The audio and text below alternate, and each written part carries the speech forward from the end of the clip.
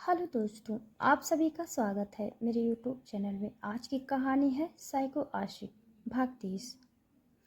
आहिर ने इनाया को अपने पास खींचकर उसके होठों को अपने होठों में भर लिया और उसके होठों को गहराई से किस करने लगा। इनाया के हाथ आहिर के कंधे पे कस गए। वो आहिर के होठों को अपने होठों पे चलाते हुए महसूस कर रही थी। आहिर ने कुछ देर किस करने के बाद उसके होठों से अपने होठ हटाए और गहरी आवाज में कहा, डोंट जस्ट फील मी, किस मी बैक। इनाया ने धीरे से सिर हिलाया तो आहिर ने वापस उसके होठों को अपने होठों में भर लिया और फिर अच्छे से चूमने लगा। दोनों ही गहराई से एक दूसरे को इंटेंस किस करने लगे। आहिर की स्पीड बहुत ज़्यादा थी, जिस वजह से इनाया को उसे किस करने में दिक्कत हो रही थी, पर फिर भी वो धीरे धीरे ही सही उसे किस कर रही थी। लम्हा ही ऐसा था कि वो भी खुद को रोक नहीं पा रही थी। 5-6 मिनट तक एक दूसरे को किस करने के बाद जब दोनों को सांस लेने में दिक्कत हुई तो आहिर ने उसे हल्के से छोड़ दिया और एक दो गहरी सांस भरते ही उसने वापस इनाया के सिर के पीछे हाथ रखा और फिर से उसके होठों को अपने होठों में भरकर एक बार फिर चूमने लगा। इनाया भी अच्छे से रिस्पॉन्स दे रही थी। कुछ देर बाद दोनों अलग हुए। आहिर फिर किस करने ही वाला था, पर उससे पहले ही इनाया ने गहरी सांसें लेते हुए कहा, अब रुक जाइए, इतनी लंबी किस नहीं कर सकती मैं। आपके अंदर है इतना स्टेमिना, पर मेरे अंदर नहीं है। आहिर, उसके लिए तुम्हें स्टेमिना बढ़ाना पड़ेगा, क्योंकि झेलना तो मुझे ही है और उसके लिए मुझे पहले खाना अच्छे से खाना पड़ेगा। इसीलिए चलिए अंदर, मुझे भूख लगी है। इनाया ने कहा, जिसे सुनकर आहिर की नज़रें उस पर और गहरी हो गई। उसने कहा, भूख तो मुझे भी लगी है। कहते हुए उसकी नज़रें इनाया के सीने पर थी। उसकी नज़रें देखकर इनाया ने उसकी आंखों पे हाथ रखते हुए कहा, मुझे सच में भूख लगी है आहिर, प्लीज चलिए ना। आहिर अब उसे बाहों में लिए ही उठा और दोनों अंदर आ गए। वो दोनों डाइनिंग टेबल पर बैठ गए तो सर्वेंट ने खाना सर्व किया। इनाया जल्दी जल्दी में खाने लगी। आहिर ने ये देख कहा, आराम से खाओ, कहीं भाग नहीं जा रहा खाना। इनाया ने खाते हुए कहा, आपको क्या पता इतनी देर सोकर उठने के बाद कितनी तेज भूख लगती है, इसीलिए मुझे खाने दीजिए, आप मुझ पे ध्यान मत दीजिए। कुछ देर बाद जब दोनों का खाना कंप्लीट हुआ तो आहिर ने फिर से इनाया को बाहों में उठाया और उसे अपने कमरे में ले गया। कमरे में आते ही उसने इनाया को छोड़ा तो इनाया वॉशरूम चली गई। आहिर भी दूसरे वॉशरूम में जाके फ्रेश होके आ गया। इनाया वॉशरूम से बाहर आई तो देखा कमरे में अंधेरा था। आहिर बेड पर बैठा उसे इंटेंस नज़रों से देख रहा था। उसकी नज़रें काफ़ी थी इनाया की सांसें बढ़ाने के लिए। उसने आहिर से नज़रें चुराते हुए कहा, क्या है, आप ऐसे क्यों देख रहे हैं। आहिर बेड से उठा और उसके पास जाके उसे पीछे से अपनी बाहों में भर लिया और उसके गले में अपना चेहरा धंसाते हुए कहा, तुम्हें बताने की ज़रूरत है कि एक पति अपनी पत्नी को इस तरह से क्यों देखता है। कहते हुए वो उसके गले को चूम रहा था। इनाया की सांसें बढ़ गई। उसने आहिर के हाथ पे अपना हाथ रखा और धीरे से कहा, आहिर प्लीज़, अभी नहीं, मैंने अभी खाना खाया है। आहिर ने उसकी नाइटी की नट खोलते हुए कहा, तब तो दोगुनी ताकत आई होगी मुझे झेलने की। उसने अब इनाया को अपनी बाहों में उठाया और बेड पे ले गया। उसे बेड पे लिटाकर वो उसके ऊपर आ गया और उसके गले पे होठ रख कर उसके गले को किस करने लगा। इनाया के हाथ बेड शीट पर कस गए। वहीं उसके गले को चूमते हुए ही आयन ने उसके कपड़े बदन से अलग फेंक दिए। अब इनाया बस इनर वेयर्स में उसके सामने थी, जो कि आहिर को बेकाबू करने के लिए काफ़ी था। आहिर ने अब अपने कपड़े भी उतारे और इनाया के ऊपर आके उसके बदन को प्यार करने लगा। उसके होठ कभी इनाय की गर्दन पर तो कभी कंधों पर चल रहे थे। इनाय की आहें उस कमरे में गूंजने लगी। उसके हाथ आहिर के हाथ में फंसे हुए थे, जो कि आहिर ने बेड में धंसाए थे, जिस वजह से इनाया और बेचैन होने लगी। उसने बेचैनी से कहा, आहिर प्लीज मेरे हाथ छोड़ दीजिए। उसके कहते ही आहिर ने और उसे तड़पाते हुए कहा, क्यों जान, रहने दो, अच्छे लग रहे हैं तुम्हारे हाथ मेरे हाथों में। प्लीज़ आहिर, हाथ छोड़िए मेरे। आहिर ने अब ज़्यादा न परेशान करते हुए उसके हाथ छोड़ दिए और छोड़ते ही इनाया ने अपने हाथ आहिर की पीठ पे रखे और उसकी पीठ में उंगलियों को धंसाते हुए अपनी बेचैनी कम करने लगी। आहिर उसके पूरे जिस्म को चूम रहा था। काफ़ी देर तक किस करने के बाद वो उससे दूर हुआ। इनाया की सांसें तेज थी, उसकी बॉडी हल्की हल्की काँप रही थी। आहिर उसके ऊपर आया और कहा, क्या मैं आगे बढ़ जाऊं? उसका सवाल सुनकर इनाया ने हल्के गुस्से में उसे देखा, जैसे कहना चाह रही हो कि इतनी आग लगा के कौन पूछता है, आग बुझाऊं या रहने दूं? जैसे गुस्से में उसे देखा, आहिर मुस्कुराया और अगले ही पल उसे अपनी आगोश में भर लिया। इनाया ने कस के अपनी आंखें बंद कर ली। उसकी उंगलियां आहिर की पीठ में गड़ चुकी थी। इनाया की तेज आहें और मधुर सिसकियां उस कमरे में गूंजने लगी, जो आहिर को और ज़्यादा बहकाने में मजबूर कर रही थी। करीब 3 घंटे के बाद वो रुका और इनाय के ऊपर से हटकर उसके साइड में लेट गया। दोनों के जिस्म पसीने से भर चुके थे। उसने कुछ देर बाद इनाय के माथे को चूमते हुए कहा, अब तुम आराम करो, मुझे एक इम्पॉर्टेंट मीटिंग अटेंड करने जाना है। इनाय ने धीमी आवाज़ में कहा, अब रात के कौन सी मीटिंग है? ऑफिस तो 7 बजे तक पूरा बंद हो जाता है। आहिर, हाँ मेरी जान, ऑफिस नहीं, मेरी मीटिंग एक होटल में है, होटल सिटी प्राइड उसमें है और मुझे जाना होगा, बहुत ज़रूरी है, इसलिए तुम अब आराम करो। इनाया, ठीक है जाइए, पर जल्दी लौट आइएगा। कहते हुए उसने अपनी आंखें बंद कर ली, क्योंकि उसे सच में बहुत नींद आ रही थी। आहिर ने अब शावर लिया और 2 पीस सूट पहने वो बाहर आया। इनाय को इतनी जल्दी गहरी नींद में सोता देखकर आहिर मुस्कुराया। उसने इनाय के पास आके अब उसके माथे को शिद्दत से चूम लिया और वहाँ से चला गया। Hotel city pride Mumbai hotel के वीआईपी एरिया में एक प्राइवेट रूम में कोई खास मीटिंग चल रही थी। ये अंडरवर्ल्ड की मीटिंग थी, जहां आहिर के साथ 4 और शख्स थे, जो कि गैंगस्टर थे और उनकी कोई इलीगल डील चल रही थी।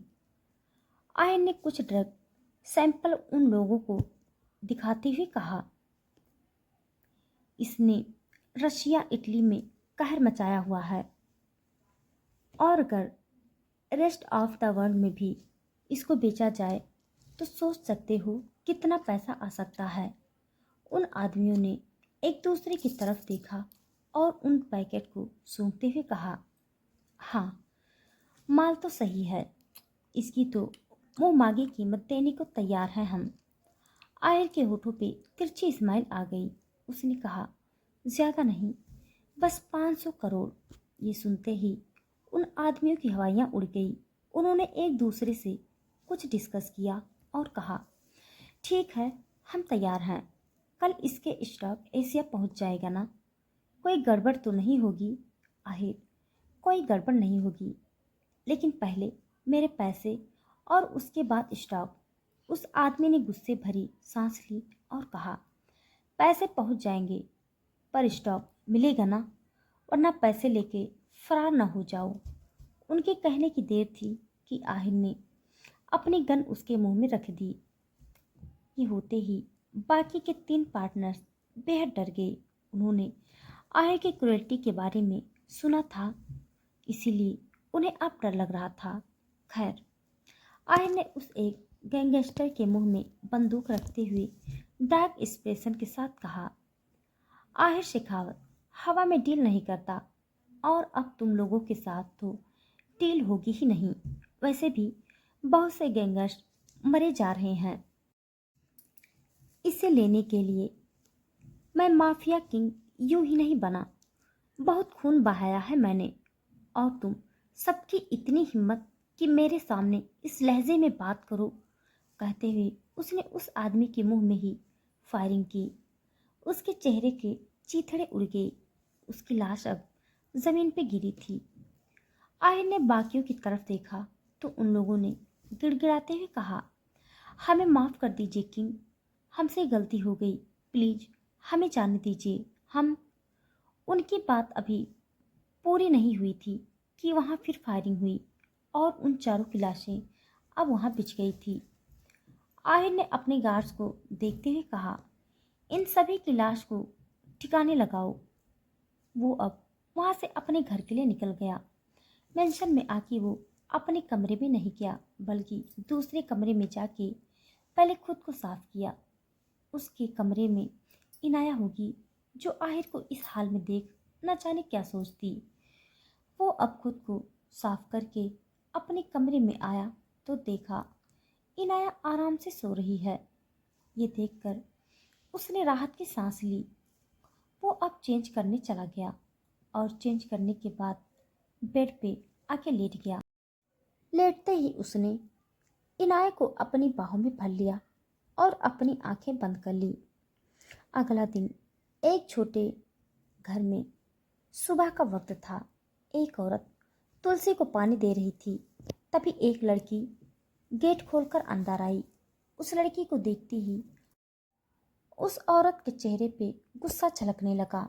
वो लड़की अब उस औरत के पास आई तो उस औरत ने अपने गुस्से को दबाते हुए प्यार से कहा, रात भर इनाया के पास रहकर सुबह ऑफिस भी उसी के घर से जाना था ना पूजा। आखिर इनाया का ससुराल कोई छोटा थोड़ी है, 100 लोग तो आराम से रह सकते हैं उसके घर में।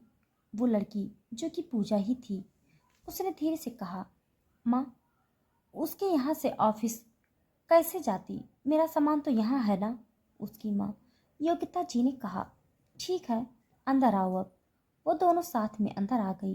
अंदर आते ही पूजा के पापा रमेश जी भी सोफे पे बैठे थे।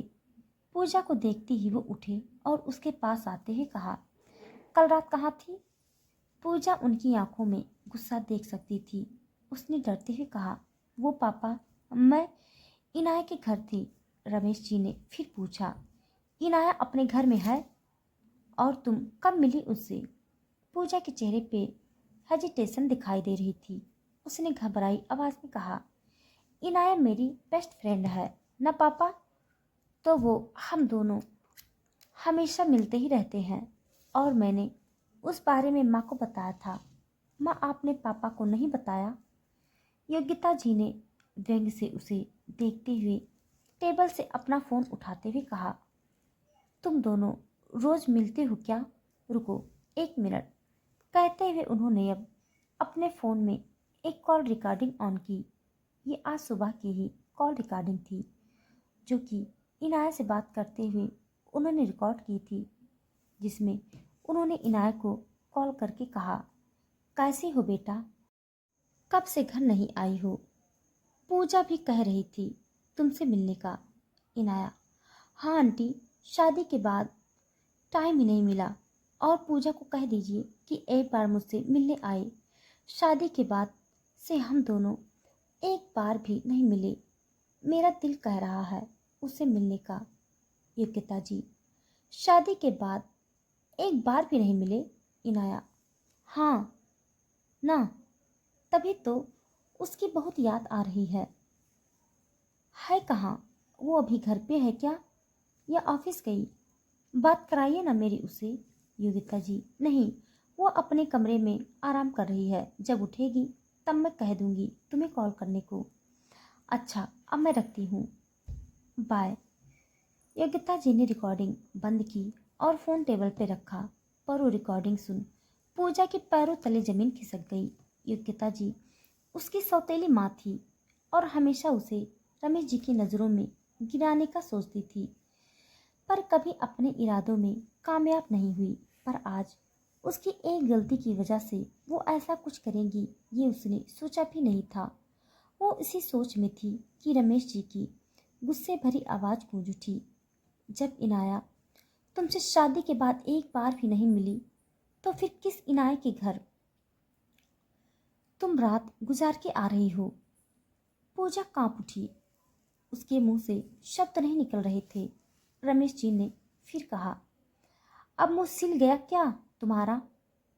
माँ बाप को बेवकूफ़ बनाते हुए शर्म नहीं आई? इनाया के घर जाने का बहाना बना के रात रात भर कहाँ मुंह मार के आ रही थी तुम? 1 महीने पहले भी रात भर घर से बाहर रही, ये बोल कि इनाया के घर जा रही हूँ, और कल भी वही बहाना। वो तो अच्छा हुआ योग्यता ने अपना दिमाग चलाया और तुम्हारा झूठ मेरे सामने लाया, वरना मैं तो तुम्हें बहुत अच्छी समझता था। पर नहीं, तुम तो बहुत गिरी हुई निकली। न जाने क्या गंध फैला रही थी तुम। योग्यता जी, मैंने तो आपसे पहले ही कहा था कि इसके लक्षण, इसके चाल चलन मुझे ठीक नहीं लगते, पर आपको मुझ पर यकीन कहा था। आपको तो हमेशा मैं और मेरी बेटी ही गलत लगते थे, पर देखा जिसको अच्छा समझा वो कैसी निकली। ना जाने रात भर ये क्या करती होगी। मुंह काला कर दिया ना इसने हमारा। पूजा की आंखों में आंसू भर आए। उसने कुछ कहने के लिए मुंह खोला ही था कि तभी चटाक, रमेश जी ने एक तेज थप्पड़ उसे मारा, जिस वजह से वो सीधा फर्श पे जा गिरी। थप्पड़ इतना जोर से लगा था कि उसका सिर चकरा गया। उसने अपने गाल पे हाथ रखा। उसी पल उसकी नज़र सामने दरवाजे की तरफ गई। अपनी धुंधली आंखों से उसे किसी के ब्लैक शूज दिखाई दिए जो उसके घर की तरफ ही आ रहे थे। धीरे धीरे वो कदम तेज हो गई। वो शख्स अब दरवाजे के पास आके खड़ा हो गया। पूजा ने धीरे से सिर उठा के उसे देखा। वो मानिक था। मानिक वहां आया और पूजा को खड़ा करते हुए कहा, आर यू ओके? इस पर पूजा से पहले ही योग्यता जी ने कहा, अब तुम कौन हो? पूजा ने मानिक को देखा। मानिक कुछ कहता उससे पहले पूजा ने जल्दबाजी में कहा, ये मेरा दोस्त है। मानिक हैरान रह गया उसकी बात पे, पर अगले ही पल उसने बात को नज़रअंदाज कहते हुए पूजा से कहा, ये तुम्हारा फ़ोन मेरी कार में ही रह गया था, मैं वही देने आया था। पूजा ने अपने आंसू पूछे और फ़ोन लेके कहा, थैंक यू। पूजा को लगा फ़ोन देके मानिक चला जाएगा, पर वो वहीं खड़ा था। वही मानिक वहाँ से जाना चाहता था, पर उसका दिल न जाने क्यों वहाँ से जाने की इजाज़त नहीं दे रहा था। उसे यहाँ आते ही इतना तो समझ आ चुका था कि ज़रूर कुछ न कुछ गड़बड़ तो ज़रूर है। शायद पूजा किसी मुसीबत में है। मानिक के ख्यालों को सच करते हुए योग्यता जी ने रमेश जी को देख और कहा, वाह, मतलब अब पढ़ाई और नौकरी के नाम पे आपकी ये लाडली बेटी मर्दों के साथ दोस्ती भी करने लगी है। देखा आपने, अब इसकी बदौलत लड़के घर तक आने लगे हैं, और तो और अमीर लड़कों को जाल में फंसाया है इसने। रमेश जी ने मानिक को देखकर कहा, क्या ये रात भर तुम्हारे साथ थी? मानिक की आंखें ठंड पड़ गई। उसने बिना किसी भाव के कहा, हाँ, मेरे साथ थी। उसकी बात पूरी होते ही योग्यता जी ने सिर पे हाथ रखते हुए कहा, हे भगवान, देख रहे हैं आप, आपकी ये बेटी रात रात भर किसी लड़की के साथ थी। ये इसके साथ रात गुजार के आई है। कभी नहीं सोचा था मैंने ये दिन भी देखने को मिलेगा। भगवान जाने और किस किस मर्दों को इसने घुमा रखा है।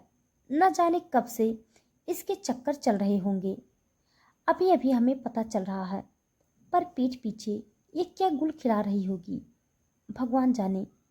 मैं तो कह रही हूँ। पूजा ने उनकी बात काटते हुए इस बार गुस्से में कहा, बस कीजिए माँ, आप क्यों पापा को मेरे खिलाफ भड़का रही हैं, जबकि ऐसा कुछ नहीं है। मालिक मेरे बॉस हैं, मैं उनकी कंपनी में जॉब करती हूँ। हाँ, वो मेरे दोस्त हैं, लेकिन इसका मतलब ये नहीं है कि आप मेरे कैरेक्टर पे सवाल उठाइए। मैं कुछ भी बर्दाश्त कर सकती हूँ, पर ये नहीं। ये पहली बार है जब मेरा कोई मेल फ्रेंड बना है, पर नताशा बचपन से लड़कों के साथ दोस्ती करती है, रात रात भर दोस्तों के साथ हैंग आउट करती है। पर उसका तो कभी नहीं बताया आपने पापा को, बल्कि उसकी सारी गलतियां छुपाई है आपने। और मुझसे पहली गलती हो गई तो उसका इतना बड़ा तमाशा बना रही हैं आप।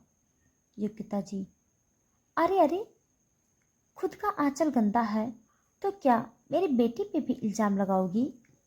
वो तुम्हारी तरह वगैरत नहीं है, और उसका कैरेक्टर भी तुम्हारी तरह घटिया नहीं है। उसकी वजह से आज तक कोई लड़का हमारे दरवाजे तक नहीं आया। पर तुम्हें देखो, 2 दिन नहीं हुए नौकरी किए कि लड़का घर तक आ गया। और क्या कहा तुमने? ये तुम्हारा बॉस है? तो क्या बॉस के साथ रात गुजारती हो तुम? ऐसे होते हैं क्या बॉस, जो किसी मामूली एम्प्लॉय के साथ रात गुजारे? एक बात बताओ, कहीं खुद को बेच कर तो तुमने ये जॉब हासिल नहीं की और हमें बेवकूफ़ बना? उसकी बात पूरी होने से पहले ही मानिक ने गुस्से में कहा, बस। उसके कहने की योग्यता और रमेश जी हैरान रह गए, साथ ही पूजा भी हैरानी से उसे देख रही थी। रमेश जी ने भौं चढ़ाई। क्या कहा तुमने? मानिक ने गुस्से में उन्हें देखा और एक कदम आगे बढ़ाते हुए ठंडी आवाज में कहा, मैंने कहा बस, क्योंकि बहुत हो गई आप लोगों की बकवास। बहुत बोल दिया आप लोगों ने और बहुत सुन लिया मैंने। और अगर अभी कुछ भी घटिया कहा ना, तो बिलीव मी, कुछ और कहने के लायक नहीं रहोगे आप लोग। रमेश जी की गुस्से में नसें तन गई। उन्होंने कहा, इतनी हिम्मत तुम्हारी कि हमारे घर में आके हमें ही धमकी दे रहे हो? इस पर मानिक कुछ कहता उससे पहले ही योग्यता जी उसके पास गई और धीरे से कहा, ये क्या कर रहे हैं आप? अभी सुना नहीं उसने क्या कहा? वो इतनी बड़ी कंपनी का मालिक है, अगर उससे ज़्यादा पंगा लिया तो हमें बेघर होना पड़ेगा। रमेश जी, होगा ये किसी कंपनी का मालिक, पर हमें घर से नहीं निकाल सकता। ये हमारा अपना घर है, किसी के बाप की नहीं। हिम्मत नहीं है हमें यहाँ से निकालने की। इतना कहकर वो मानिक को घूरने लगे। योग्यता जी ने भी अब पूजा को देखकर कहा, आप गैरों से ज़्यादा ज़रा अपनी बेटी की हरकतों पे ध्यान दें तो ज़्यादा अच्छा होगा, क्योंकि जो गुण इसने खिलाए हैं उसके बाद तो हम कहीं मुंह दिखाने के लायक ही नहीं रहेंगे। रमेश जी ने फिर गुस्से में पूजा को देखा और कहा, इसने तो मुंह काला ही कर दिया है, अब कहने सुनने को बचा ही क्या है? दिल करता है इसकी जान ले लूं। कहते हुए वो गुस्से में उसकी तरफ बढ़े कि तभी मालिक उनके सामने आ गया और सख्त आवाज में कहा, कदम पीछे। उसे नुकसान पहुंचाने के बारे में सोचना भी मत। करना तो बहुत दूर की बात। रमेश जी बेहद हैरान रह गए। पूजा भी हैरानी से मानिक को देखने लगी। उसने कभी भी मानिक का ये रूप नहीं देखा था।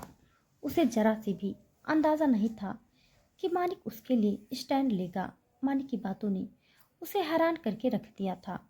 वहीं योग्यता जी ने कहा, हाय राम, अब ये लड़का इस कदर बदतमीजी पे उतर आया।